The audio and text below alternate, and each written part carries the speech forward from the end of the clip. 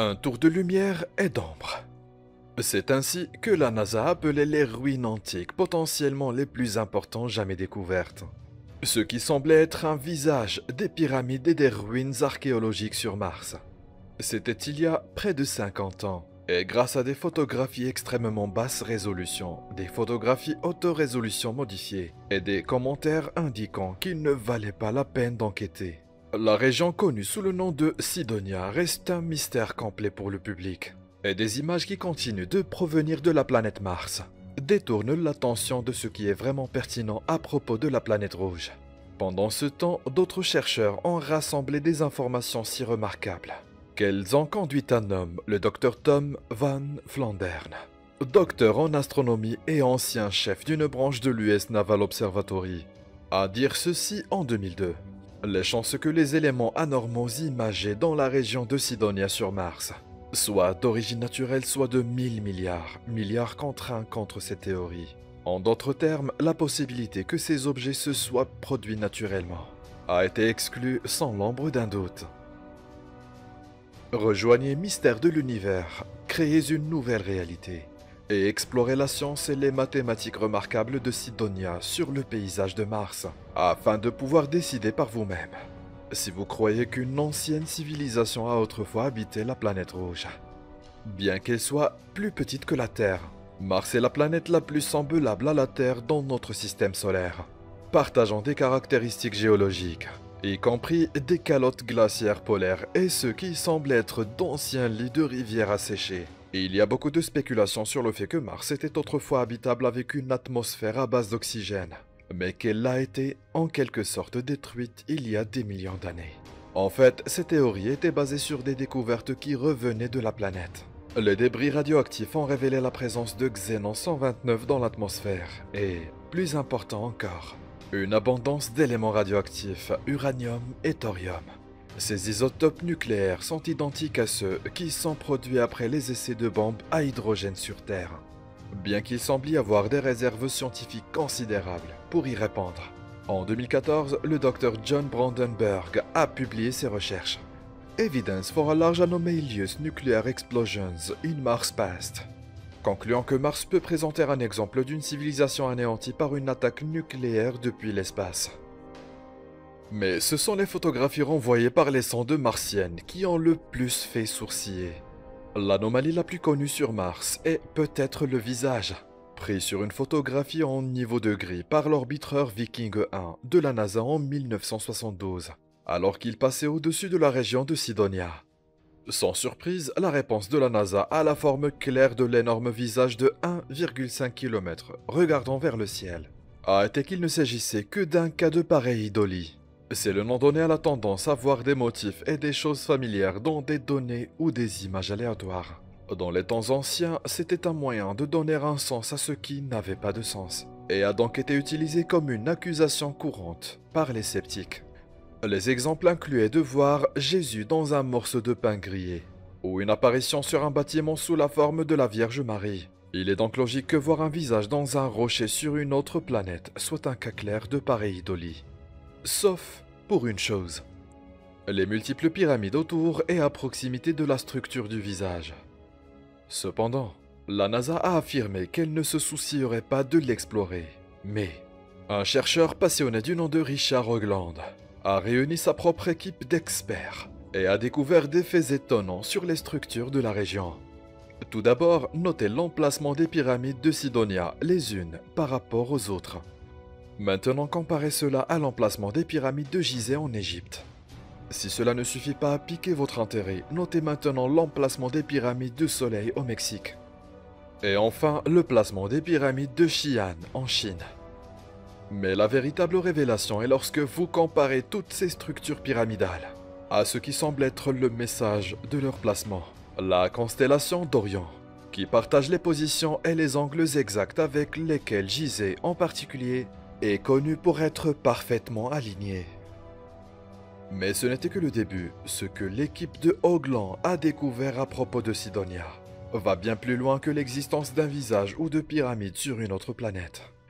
Son équipe pense que Cydonia porte un message cryptique profond, Un message qui traite de la latitude constante des centres énergétiques les plus puissants de chaque planète et des possibilités interdimensionnelles que ce point peut contenir. Pour comprendre leur découverte, nous devons d'abord clarifier pourquoi ils croient que ces images reflètent en fait une civilisation ancienne. Après des millions d'années, c'est une chose difficile à voir, mais il y a suffisamment de preuves d'angularité et d'ingénierie structurelle pour écarter la possibilité qu'il s'agissait d'une formation naturelle. Oglan a nommé ce qui était visible des structures, la ville, le fort, la falaise, et Tolus ce qui signifie une petite colline en forme de dôme. Les positions les unes par rapport aux autres ont révélé le premier indice. Un autre indice a été trouvé dans la pyramide pentatonique, nommée D&M, qui a été conçue avec certains angles géométriques. Les angles des structures et leurs relations les unes aux autres ont révélé des constantes numériques bien connues en mathématiques.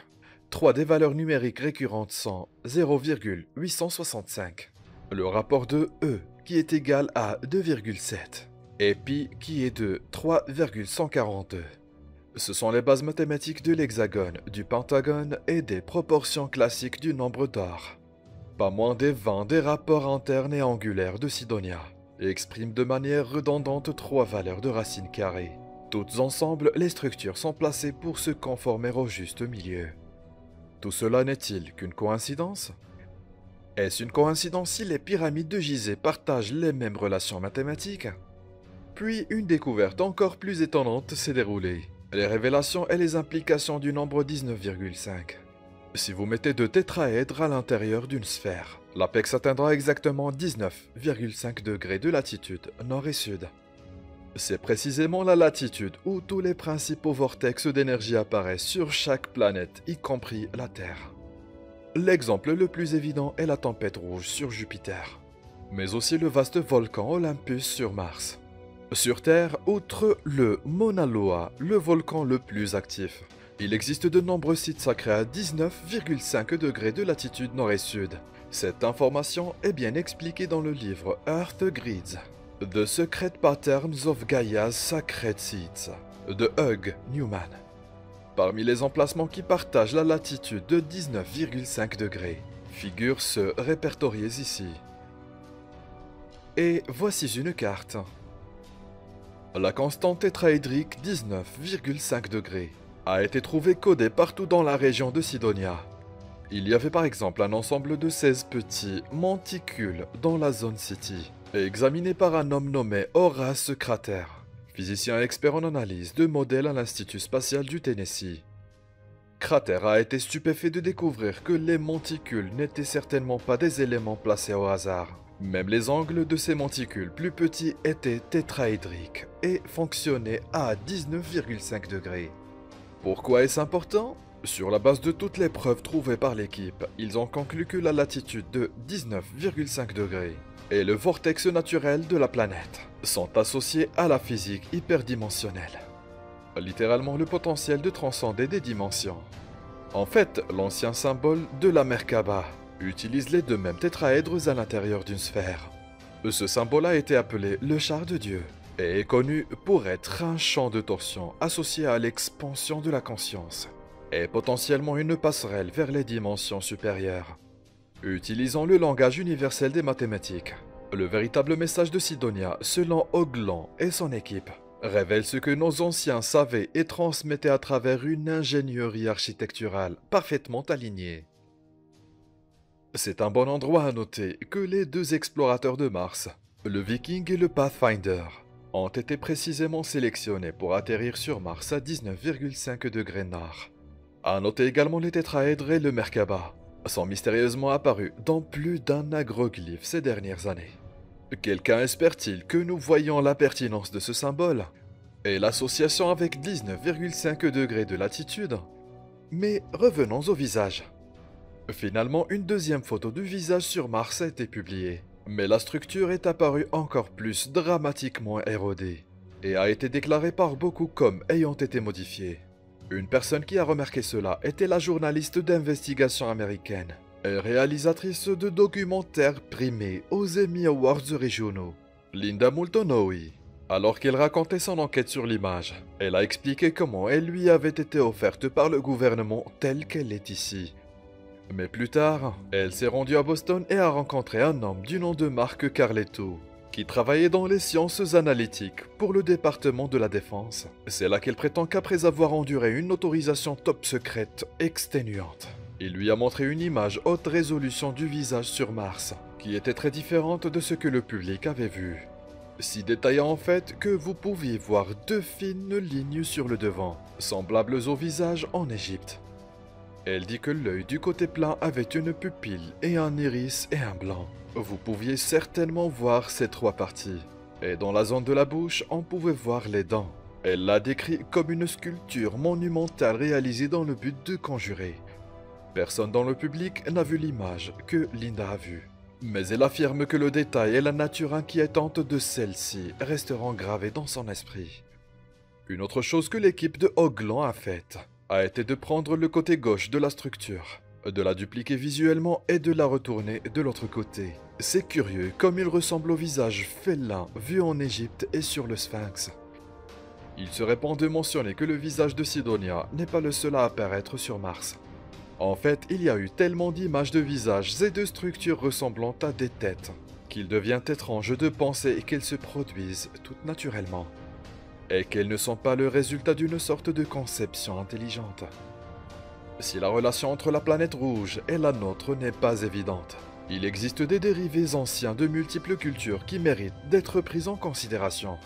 Par exemple, la capitale égyptienne, le Caire, est dérivée du nom Al-Kahira, désignant Mars le victorieux. Les anciens Égyptiens appelaient Mars Horus de l'horizon Orakti, qui était le même nom donné au grand Sphinx. Mars a aussi été appelé Horus le Rouge, et pendant longtemps le Sphinx a été peint en rouge. Tout comme le grand Sphinx, c'est l'hybride d'un homme et d'un lion. Dans les anciens mythes hindous, Mars était connu sous le nom d'homme-lion. Ce ne sont là que quelques-unes des nombreuses références à la planète rouge dans notre histoire ancienne. Mars continue de faire l'actualité, mais si vous essayez de rechercher en ligne des détails sur Sidonia, vous vous retrouverez avec une profonde frustration et un mystère. Toutes les photographies que vous voyez sont généralement si anciennes ou en basse résolution qu'elles ne révèlent pratiquement aucun détail. La NASA a rejeté à plusieurs reprises ce domaine comme indigne d'une enquête plus approfondie. Pendant ce temps, les chercheurs et les citoyens ont souvent demandé comment il se faisait que nous puissions voir les détails des galaxies à des milliards de kilomètres, ou une plaque d'immatriculation à une distance de centaines de kilomètres, mais simplement voir de vieilles photos granuleuses des plus énigmatiques et importantes zones sur Mars. L'ancien astronaute de la NASA, le docteur Brian O'Leary, était sceptique, mais après avoir examiné les preuves tangibles, il est devenu incroyant, publiant même ses recherches à Harvard, qu'il a intitulées « Analyse des images du visage sur Mars et possible origine intelligente ». O'Leary a révélé deux choses, que la deuxième image du visage que Carl Sagan avait publiée avait été falsifiée, et il a expliqué pourquoi elle avait été modifiée. J'ai commencé à réaliser que Sagan était de connivence avec la NASA. C'était très décevant pour moi parce que non seulement Carl avait tort, il a également falsifié des données, en disant que le visage n'était qu'une formation naturelle. Il a trafiqué la photo pour qu'elle ne ressemble pas à un visage. Il y a eu un rapport publié par le Brookings Institution en 1961.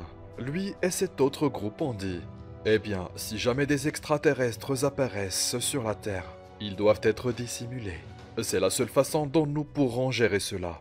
Car si nous ne pouvons pas, ce serait un trop grand choc culturel. » Un autre physicien important qui a dirigé la mission Clémentine sur la Lune, John Brandenburg, a également parlé des structures à la surface de Mars et on a partagé la folie d'un point de vue scientifique. Ces deux images vous disent tout ce que vous devez savoir sur ce qu'il y a à Sidonia Mansa. Si vous voyez une planète qui ressemblait à la Terre, un visage humain sculpté et une pyramide à moins de 5 km l'un de l'autre, il n'est pas nécessaire d'être un spécialiste des fusées pour comprendre ce que tout cela signifie. Vous pouvez connecter le point. Je veux dire parfois, et je peux vous dire en tant que scientifique, et j'ai vu d'autres scientifiques faire cela, si vous êtes coincé, vous le braisez. Vous tenez une photo d'un buffle et insistez sur le fait que c'est un chien. Depuis la publication des premières images de Mars Orbiter il y a 50 ans, De nombreuses régions de la planète ont piqué la curiosité. Mais aucune autre que Sidonia. Avec son indication indéniable d'ingénierie intelligente et de relations mathématiques bien trop précises et nombreuses pour être une coïncidence. Pourtant, peu ou rien n'a été révélé à ce sujet au cours des dernières décennies par ceux qui contrôlent les caméras. Et la seule séquence jamais rendue publique continue de favoriser un déni plausible. Bien sûr, par coïncidence, le rover martien qui envoie les images a été déclaré inopérant et défunt. Au silence, on l'entend parler. Si Sidonia ne vaut vraiment pas la peine d'être étudiée, où sont les photographies haute résolution de la région pour le prouver? Pourquoi sommes-nous distraits par des images d'autres domaines, alors que celui d'une importance équivalente est écarté? De nombreux scientifiques paient le prix pour avoir remis en question les croyances acceptées.